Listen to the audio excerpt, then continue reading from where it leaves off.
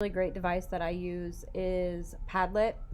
Padlet is known for being able to collaborate with a group of people, and you can choose to give them access by sharing it. You can keep it secret. You can have the QR code shown, or you can embed it into a website or blog. Another thing that I've done is emailing it to my students. We use Office 365, and so we can use email and send it to an entire class or an entire group. Depending on if you had Facebook or Twitter, you could also share this out if you kept your privacies with students sharing their names. They have a direct connection to Google Classroom, which is nice, although we do not have the access at my school. From there, you can save the image or export it to be able to print it and put it up. So depending if you had students make their own or you did a collaboration, you can put this information up on your walls to show work that students have done. You can add members directly from here if they create accounts, which are free. The first one that I wanted to show you is just the creation of it. If you click up here, you can see all the different ways that you can change and modify it. You can change the format. You can clear the post depending if you wanted to restart the class so that you have a fresh script for new classes, or you can just create and copy a new one. I'm going to start by modifying it. This is where you can make little changes with the title, your description. So this is a basic KWL chart for the students to talk about what they previously know, and then after the lesson, talk about what they've learned.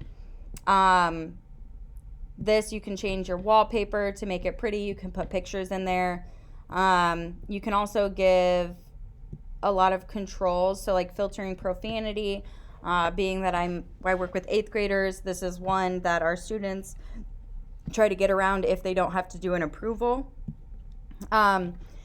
It does ask them for their email address, so then I can see if they've given inappropriate names or anything like that. It'll show me all of that information. You can do reactions, so if you wanted to grade it, if you wanted to have the students give ratings on stuff, maybe you ask a question and you want them to rate it 1 through 5. That's also a really awesome way to do it. Now this really doesn't have many limits. I have it set up as columns, but you can also have it set up where it posts it anywhere you'd like.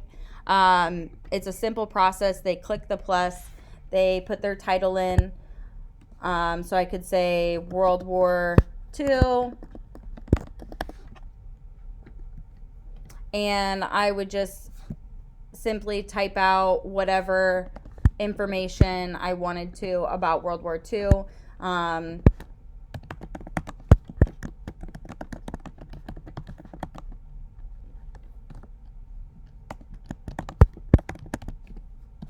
And then they post it, right? And they can add new ones. I can go through and I can delete their comments if they made inappropriate comments.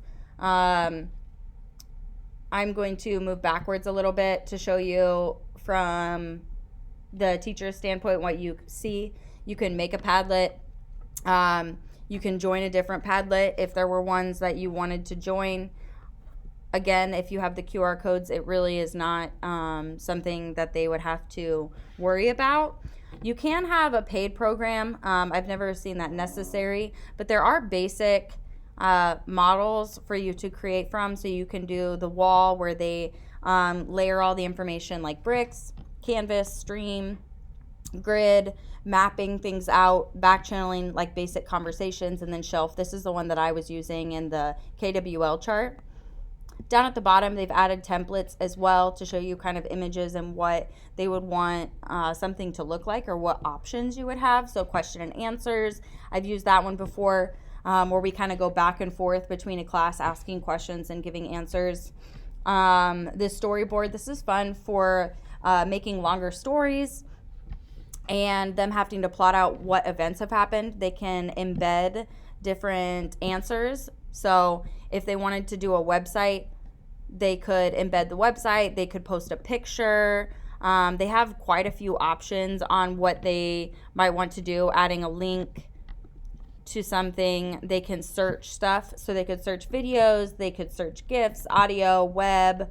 and put any information that they might want to add in there.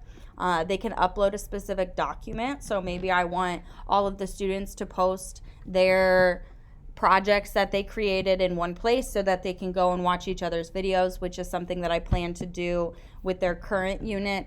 So what they're in is a Telltale Heart, and they had to read the story, and then they have to create arguments about those, and they will be putting the argument into a podcast statement, which they could post here. So that would be one way so that they can listen to each other's, and then they can respond, liking things that they didn't agree with, things that they did agree with, going back and forth there.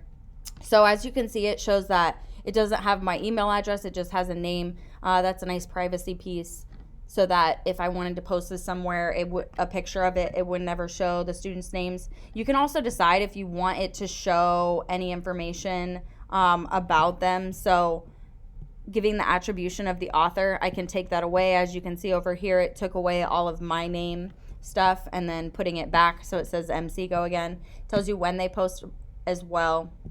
And then approval required. That would make it so that I have to control those modifications.